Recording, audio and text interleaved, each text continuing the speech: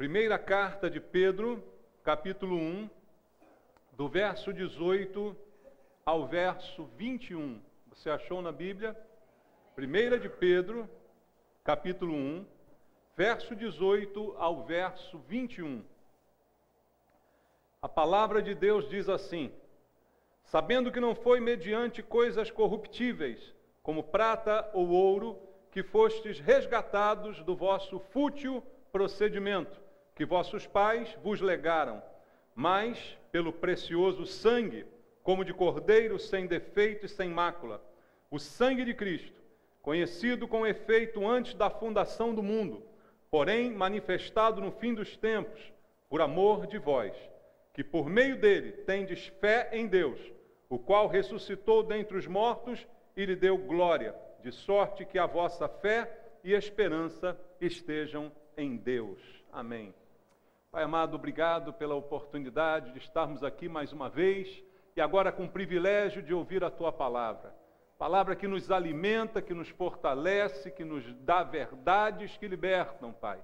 E é isso que esperamos mais uma vez essa noite. Sermos supridos pela orientação da Tua palavra. Que haja, Senhor, libertação no nosso meio, de conceitos errados, de ideias erradas, para que a verdade prevaleça. E a verdade é a Tua palavra. Que ela nos seja transmitida essa noite, debaixo da graça e do poder do Espírito Santo. Para isso, Senhor, entrego a minha vida em Tuas mãos e peço a unção do Teu Espírito, para que eu possa ministrar a palavra de maneira eficaz, para que ela rompa barreiras e chegue ao nosso coração nesta noite. Assim eu oro juntamente com meus irmãos, em nome de Jesus. Amém. Podem sentar, queridos. Irmãos, estes textos que lemos aqui do apóstolo Pedro nos falam a respeito de salvação. E será que nós entendemos o que é salvação? Será que nós temos uma ideia precisa sobre o que significa essa palavra e essa atitude? Uma coisa que me chama a atenção nesse texto de Pedro é que, pelo que ele diz aqui, a salvação foi algo planejado por Deus. Não foi algo que aconteceu por acaso. Foi parte de um plano de Deus para resgatar o homem.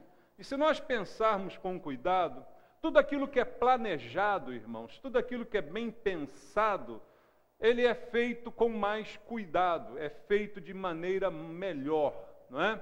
Quando nós pensamos no que vamos fazer, quando nós pensamos no que vamos falar, quando nós planejamos as nossas atitudes, normalmente elas são melhores.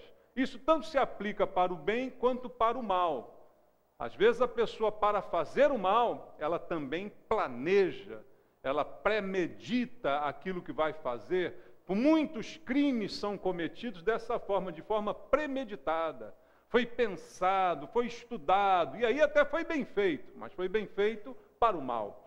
Mas quando é para o bem, o mesmo princípio se aplica. Tudo que nós fazemos com cuidado, com zelo, é bem feito.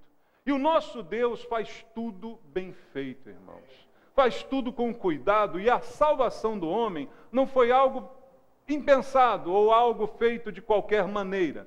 Mas o que a Bíblia diz para nós é que foi um plano de Deus, nos mínimos detalhes, para resgatar o homem que está perdido por causa do pecado.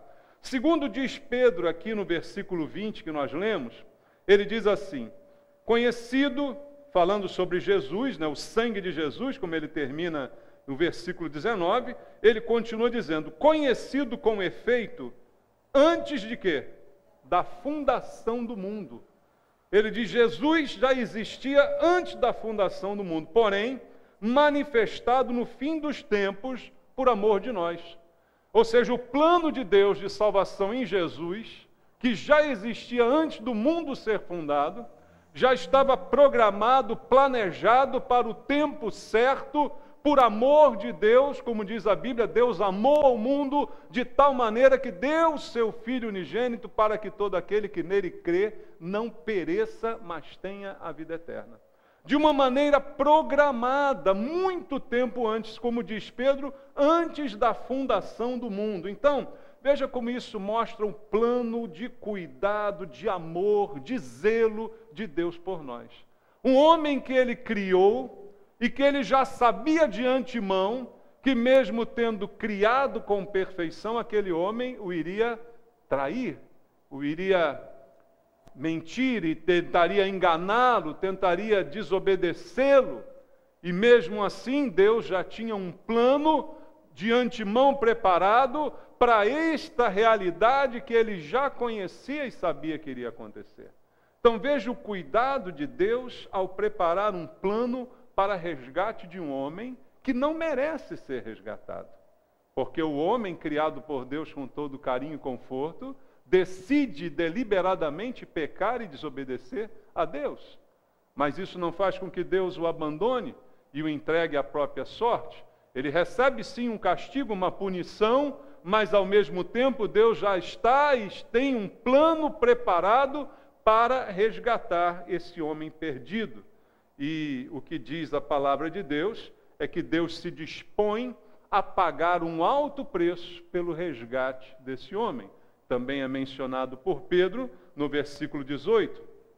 Ele diz: sabendo que não foi mediante coisas corruptíveis, como prata e ouro. Ele diz: prata e ouro são coisas que se corrompem com o tempo. E não foi através dessas coisas que Deus nos salvou. Ele diz: nós fomos resgatados do nosso fútil procedimento que nós aprendemos dos nossos pais, que os vossos pais vos legaram, mas pelo precioso sangue, como de cordeiro sem defeito e sem mácula, o sangue de Cristo.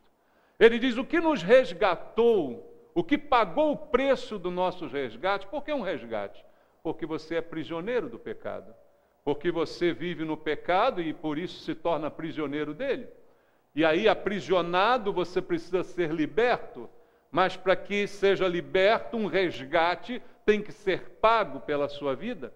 E a Bíblia diz que não foi por ouro ou por prata, coisas corruptíveis, que Deus nos resgatou, mas foi pelo precioso sangue de Jesus, a semelhança de um cordeiro que se entrega para resgatar.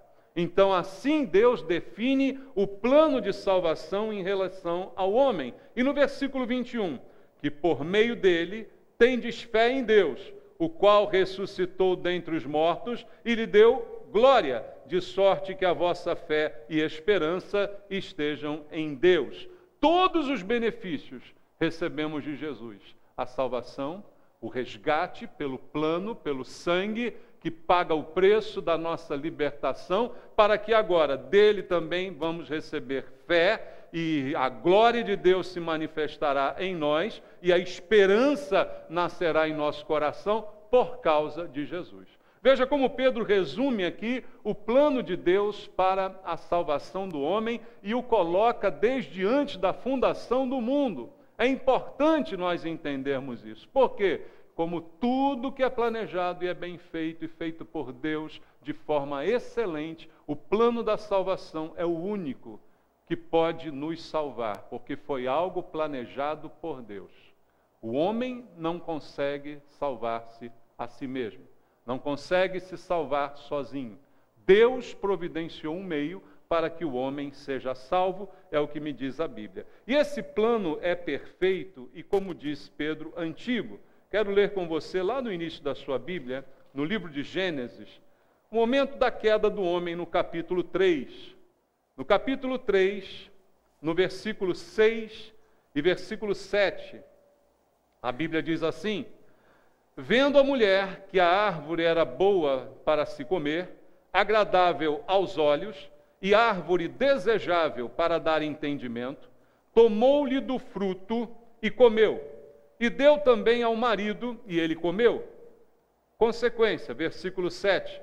Abriram-se então os olhos de ambos, percebendo que estavam nus, coseram folhas de figueira e fizeram cintas para si. Veja o pecado e a sua consequência. Com o pecado veio a vergonha para o homem. A Bíblia, quando diz que os olhos se abriram, não quer dizer que até esse dia eles eram cegos e não enxergavam. Não é isso. É um sentido espiritual no que está sendo dito aqui. não enxergavam as coisas de uma maneira maldosa ou não enxergavam com olhos de maldade. Mas diante do pecado, que é a desobediência a Deus, de comer, de tocar naquilo que Deus havia ordenado que não fosse tocado, diante dessa desobediência, os olhos se abriram para o mal, os olhos se abriram para a maldade. E a partir do momento do pecado, a Bíblia diz que entrou também a vergonha. Perceberam que estavam nus. Será que eles nunca tinham percebido isso antes? Será que eles nunca tinham visto isso antes? É claro que tinham, mas agora perceberam isto de uma maneira diferente, de uma maneira contaminada pelo pecado. E aí, então a nudez passou a trazer a vergonha. Sempre ao pecado está associado a vergonha. Sempre a desobediência está associada à vergonha. Então o homem envergonhado agora pelo seu pecado, tenta produzir uma solução das suas próprias mãos. Tenta criar uma solução. O versículo 7 diz que o homem tomou uma providência. Qual foi? Ao perceber que estavam nus, pegaram folhas de figueira, costuraram e fizeram cintas para si, para cobrirem a nudez que agora provocava vergonha. Tudo por causa do pecado. Então o homem, ao se deparar com o pecado e com a sua consequência, ele tenta dar uma solução, mas uma solução própria, uma solução que vem da sua própria cabeça. Ainda assim hoje as pessoas estão vivendo, reconhecem até, mesmo que não publicamente ou diretamente, mas intimamente, reconhecem os seus erros e pecados e tentam dar uma solução que lhes seja própria, a sua própria solução para esse problema e não a solução que vem de Deus. Mas veja só o que diz a Bíblia: Deus vem e aponta para um caminho de solução, agora esse sim, concebido por Deus, como diz Pedro, antes mesmo do mundo ser fundado, ou seja, antes mesmo do homem cair em pecado, antes mesmo da desobediência do homem. No capítulo 3, no versículo 21, veja o que fez o Senhor. Fez o Senhor Deus vestimenta de peles para Adão e sua mulher e os vestiu. Veja, a solução de Deus já é um pouco diferente. A solução de Deus já aponta para aquilo que estava programado antes da fundação do mundo. Um plano de redenção planejado antes da fundação. A solução do homem: pegar folhas e se cobrir com folhas. A solução de Deus: pele. Agora pensa comigo a respeito dessa pele. Da onde veio essa pele? Tinha pele assim no chão espalhada? Não, certamente não. A pele veio de um animal. Será que o animal cedeu a pele gentilmente? Me empresta a sua pele aí? Não. O animal teve que ser morto. Concorda com isso? Para que a pele fosse extraída, o animal teve que ser morto e o sangue desse animal foi derramado, para cobrir então com a pele desse animal a vergonha do homem pecador. Então, para que a pele fosse fornecida, o animal teve que morrer e derramar o seu sangue para cobrir a vergonha do homem. Um princípio já está sendo revelado por Deus a um homem que ainda não entende esse princípio. Mas por quê? O plano já foi concebido antes. E agora Deus começa progressivamente a revelar esse plano a toda a humanidade, começando pelo casal pecador. Então o plano começa a ser estabelecido e revelado ao homem, e aí a sua vergonha é coberta. E dessa forma apontou Deus para Cristo e o que Cristo faria por nós na cruz. Nós temos o problema do pecado, que ainda hoje nos acompanha, que ainda hoje traz prejuízo à nossa vida, traz vergonha para a nossa vida. Isso é o problema da humanidade desde aquele momento. Mas a mesma solução implantada por Deus, anunciada em Adão e Eva, ainda permanece hoje apontando para Cristo. Cristo morre, derrama o seu sangue e, como diz Pedro, esse sangue cobre os nossos pecados, cobre a nossa vergonha, paga o resgate da nossa prisão, já anunciado por Deus há tanto tempo atrás, como acabamos de ver aqui na Bíblia Sagrada. E antes de expulsar aquele casal do paraíso, Deus faz ainda uma promessa. Veja agora no versículo 15 do mesmo capítulo 3. Ao expulsar o homem e a mulher do paraíso, Deus diz assim: porém, inimizade entre ti e a mulher, falando a serpente, entre a tua descendência e o seu descendente. Este te ferirá a cabeça, tu lhe ferirás o calcanhar. Presta atenção no que Deus está dizendo com estas palavras, ao falar com a serpente em relação à mulher. Uma inimizade vai acontecer entre você, serpente, e a mulher. Entre a sua descendência, a serpente tem uma descendência. Satanás e seus demônios, nós conhecemos essa descendência que hoje ainda tem oprimido e perturbado muita gente. Essa descendência de Satanás continua agindo no mundo. Mas Deus diz: eu vou colocar uma inimizade entre essa descendência, sua serpente, e o descendente da mulher. Ao falar da mulher, ele não fala no plural, mas ele fala de um descendente, e não da sua descendência, que seriam toda a humanidade. Mas Deus está dizendo o que já estava programado, que de uma mulher nasceria o Salvador, que Deus se faria carne para habitar entre nós através de uma mulher, o seu descendente, este específico, já programado antes da fundação do mundo como solução para o problema. E este terá uma rixa com Satanás, é o que ele está dizendo aqui. E dirá que essa inimizade fará com que este descendente, Jesus, fira a tua cabeça, Satanás, mas você lhe ferirá o calcanhar.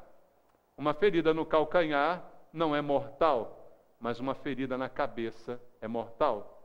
Jesus veio para destruir as obras do diabo, para pisar a cabeça de Satanás. Embora por algum tempo Satanás lhe tenha pego pelo calcanhar. Por algum tempo pensou ter vencido ao colocá-lo na cruz, a humilhá-lo e a fazer com que seu sangue fosse derramado.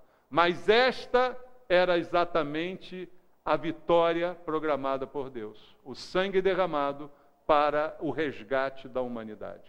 Então, do descendente da mulher, nasceria o Salvador para pisar na cabeça do diabo e comprar o resgate da humanidade através do seu sangue. Veja, não foi um plano gerado do nada. Foi um plano preparado, concebido, analisado, muito tempo antes, inclusive, do próprio pecado se estabelecer. É preciso a gente entender isso. Porque, amados, salvação hoje tem sido muito desvalorizada. Quando nós falamos com pessoas a respeito de salvação, muitas delas dizem assim: salvo? Mas salvo por quê? Eu não faço nada de errado. Eu sou uma pessoa tão agradável, eu sou uma pessoa boa, eu não gosto nem de matar barata, porque eu sou, sabe, contra a morte, eu sou um anjo. Quantas pessoas se dizem assim? Dizem: não, eu não erro, eu faço tudo direitinho, pago meus impostos, faço o meu trabalho. Não há nenhum que não peque, diz a Bíblia. A Bíblia diz em Romanos 3:23 que todos pecaram e por isso carecem da glória de Deus. E a Bíblia inclui a todos. Em Adão, todos pecaram. Todos são fruto de uma herança de pecado. Todos nascem já dessa forma, inclinados para o mal. Embora o nosso comportamento possa ser muito bom em muitas áreas, lá dentro do coração, nos pensamentos, nos desejos, não há quem não peque. Não há quem não desobedeça a Deus nos seus princípios. Então, quando a pessoa ignora a importância da salvação, e muitas vezes ignora porque não conhece isso que eu acabei de dizer para você, de que foi um plano traçado por Deus antes da fundação do mundo. uma redenção do homem caído, uma redenção através da morte. Jesus morre para que o homem viva. Por que isso? Porque a palavra de Deus diz: o salário do pecado é a morte. A morte entrou no mundo por causa do pecado, a morte física. Deus não criou Adão e Eva para morrerem, mas para viverem. Havia todas as condições para que eles jamais viessem a morrer. A morte entra no mundo por causa do pecado, que tira a eternidade da criação de Deus. E o salário do pecado, a consequência dele, o pagamento dele é a morte. Então alguém tem que morrer para que se cumpra o princípio de Deus. E Deus então diz: o homem não tem condição de fazer isso por si só, suas soluções não são o bastante.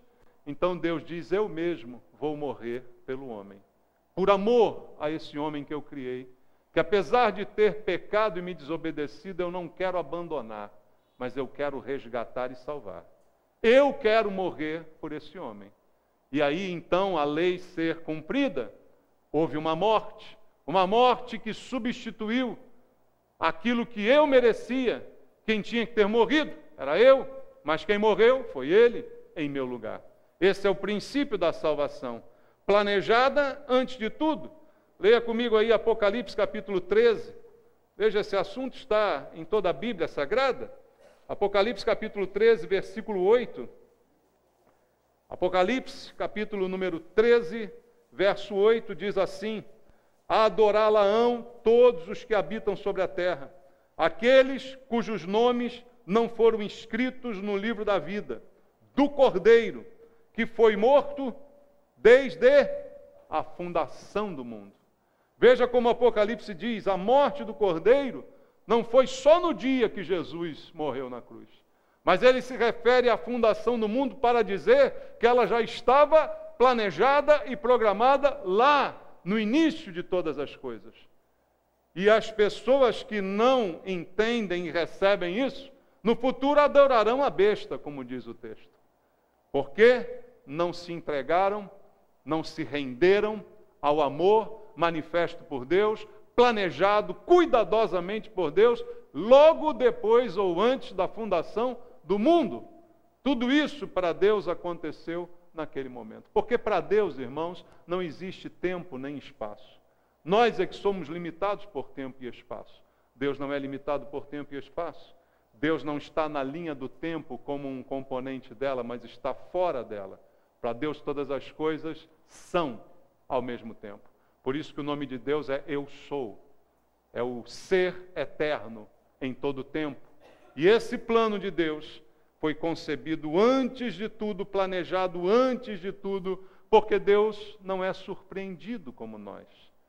Essa surpresa, ela nos é peculiar, mas não Deus. Deus não fica surpreendido com uma reação nossa, com algo que a gente faça, como se Deus não soubesse de todas as coisas. Deus não é surpreendido com um problema para então buscar uma solução. Deus cria o homem e de repente se surpreende porque o homem pecou e aí então vai procurar uma solução. Não. Deus já sabe de antemão todas as coisas, porque Ele é em todo o tempo. Então Ele não fica surpreso com nada e por isso Ele tem tudo preparado. Tudo meticulosamente preparado. E a ciência de Deus é completa em todas as coisas. Falamos aqui do princípio da onisciência, de que Deus sabe todas as coisas. O problema é que as pessoas não conhecem esse Deus. Não conhecem esse Deus soberano. As pessoas imaginam um Deus pequeno que cabe aonde elas queiram colocá-lo. Cabe na carteira, cabe na geladeira, cabe em algum lugar. Nosso Deus não cabe em lugar nenhum. Não cabe no tempo, não cabe no espaço, porque Ele é onipotente, onisciente, onipresente. Ao mesmo tempo que está aqui conosco, está em qualquer outro lugar nesse mesmo momento. Isso são características de um Deus infinitamente superior, que muitas pessoas não entendem e por isso recusam. Recusam a salvação que já foi planejada lá no início de todas as coisas. Por falta de conhecimento é que o homem perece. Mas a Bíblia diz para nós no Salmo 139, falando a respeito da onisciência de Deus, as palavras do salmista ilustram bem o que nós precisamos entender a respeito dele. No Salmo 139, do verso 14 ao 18, diz assim: graças te dou, visto que por modo assombrosamente maravilhoso me formaste. As tuas obras são admiráveis, e a minha alma o sabe muito bem. Os meus ossos não te foram encobertos, quando no oculto fui formado e entretecido como nas profundezas da terra. Os teus olhos me viram a substância ainda informe, e no teu livro foram escritos todos os meus dias, cada um deles escrito e determinado, quando nenhum deles havia ainda. Que preciosos para mim, ó Deus, são os teus pensamentos. E como é grande a soma deles, se os contasse, excedem os grãos de areia, contaria, sem jamais chegar ao fim. Você conhece esse Deus nessa dimensão? Ou o nosso Deus ainda é pequeno e limitado, como os deuses dos povos? Amados, esse é o Deus que criou o mundo, que criou o homem e que criou a salvação para esse homem que precisa ser salvo. Porque se não for salvo, está automaticamente perdido. Nada foge ao controle de Deus. Entenda, Deus controla todas as coisas. Nada foge ao seu controle. Em Romanos, no capítulo 8, no versículo 28 até o versículo 30, nós temos uma ideia da abrangência desse controle. Diz a Bíblia: sabemos que todas as coisas cooperam para o bem daqueles que amam a Deus, daqueles que são chamados segundo o seu propósito. Porquanto aos que de antemão conheceu, também os predestinou para serem conformes à imagem de seu Filho, a fim de que ele seja o primogênito entre muitos irmãos. E os que predestinou, a esses também chamou, e aos que chamou, a estes também justificou, e aos que justificou, a estes também glorificou. Tudo está no domínio e no controle de Deus, que sabe todas as coisas de antemão, que não é surpreendido por nada e por nenhuma atitude ou escolha do ser humano. Nada surpreende Deus, porque Ele já sabe de todas as coisas. E Ele disse: o Senhor Jesus viria para pisar a cabeça de Satanás, a cabeça da serpente, para terminar com o domínio dela sobre a vida daqueles que estão aprisionados. E pelo sangue derramado, o resgate seria pago para que estes pudessem deixar a prisão em que se encontram. Isto é salvação. E os planos de Deus são sempre planos de vida e não de morte. Abra comigo a Bíblia em Efésios capítulo 1, versículo número 4 ao versículo 6. Efésios 1, de 4 ao 6 diz: assim como nos escolheu nele antes da fundação do mundo, mais uma vez, para sermos santos e irrepreensíveis perante ele e em amor, nos predestinou para ele, para a adoção de filhos, por meio de Jesus Cristo, segundo o beneplácito de sua vontade, para o louvor da glória de sua graça, que ele nos concedeu gratuitamente no amado. É de graça a salvação, porque foi Deus quem a comprou. Não sou eu que a compro, não sou eu que faço folhas para me cobrir. As minhas alternativas e soluções são plenamente ineficazes. Quem tem a solução para o homem é Deus. E a solução já foi pensada antes da fundação do mundo. E foi colocada para que eu apenas me submeta a ela, para que eu apenas concorde com ela e pare de tentar por mim mesmo resolver o problema do pecado. Essa é a direção que Deus nos deu. E segundo diz esse texto, nós por causa disso fomos adotados como filhos por meio de Jesus. Isso responde a outra afirmação errada de muitos de que todos são filhos de Deus.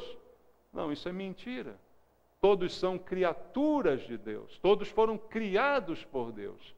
Mas para recebermos agora o status de filhos de Deus, o recebemos por adoção. Somos adotados como seus filhos, porque o unigênito é Jesus. E através dele, nós recebemos o direito de sermos filhos. João capítulo 1, verso 12 diz: mas a todos quantos o receberam, deu-lhes o poder de serem feitos filhos de Deus, a saber, aos que creem no seu nome. Ou seja, ao crer em Jesus, ao receber Jesus no meu coração, eu recebo também de Deus o poder de adoção. E aí passo a ser, a partir daquele momento, filho de Deus. Por quê? Porque recebi o plano que Deus concebeu para mim. Há muita gente, queridos, que não será salva. Não será salva não porque Deus não queira. Deus quer salvar. Tanto quer salvar que fez esse plano antes da queda. E o plano está aí oferecendo a todos a oportunidade. Mas o homem prefere fazer folhas, o homem prefere tentar encontrar a sua própria solução. O plano foi revelado através da história, numa revelação progressiva, começando lá com Isaac, ao ser pedido por sacrifício a Abraão.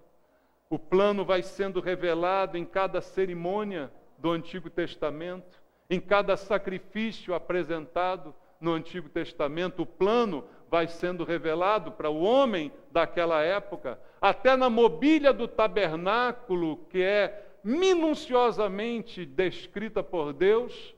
O plano vai sendo apresentado, vai se tornando conhecido do homem e vai sendo revelado pelos profetas, por Isaías, por Zacarias, pelos Salmos, por todo o Antigo Testamento. O plano vai sendo progressivamente revelado para que o homem entenda o que Deus quer fazer para salvá-lo.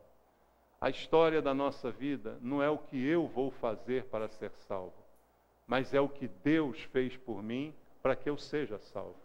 O que eu preciso fazer é simplesmente concordar com Deus, simplesmente receber aquilo que Ele me dá gratuitamente. Então, querido, não há outra alternativa para a salvação. Primeiro, eu reconheço, sou pecador. Não há ninguém que não seja. Se não faço coisas terríveis, penso coisas terríveis, planejo coisas terríveis, algumas faço que ninguém vê, todos são pecadores. Precisamos, portanto, de salvação. É o primeiro passo. E agora que eu entendo que preciso, o que traz conforto ao meu coração? Saber que Deus preparou para mim.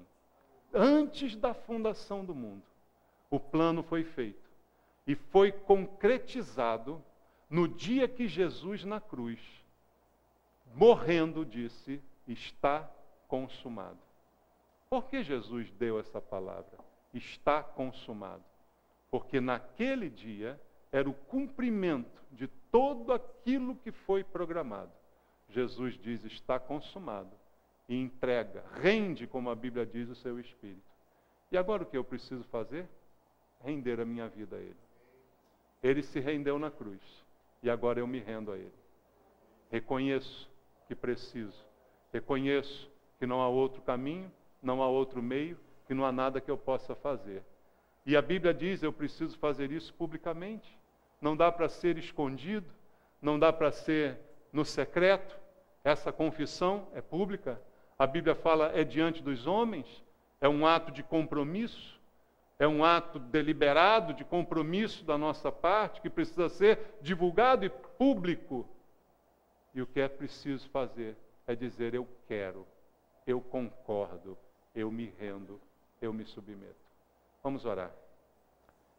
Senhor, Tua palavra foi ministrada, nos revelando o plano maravilhoso que o Senhor concebeu antes da fundação do mundo, para salvar pecadores. E isso fala conosco, Pai, fala com todos que ainda não Te conheceram, se renderam, Te confessaram como Senhor e Salvador. Por isso, Deus, eu creio hoje à noite de salvação. Uma oportunidade é dada agora para que alguém possa assumir um compromisso contigo. Toca nesse coração, Pai, em nome de Jesus.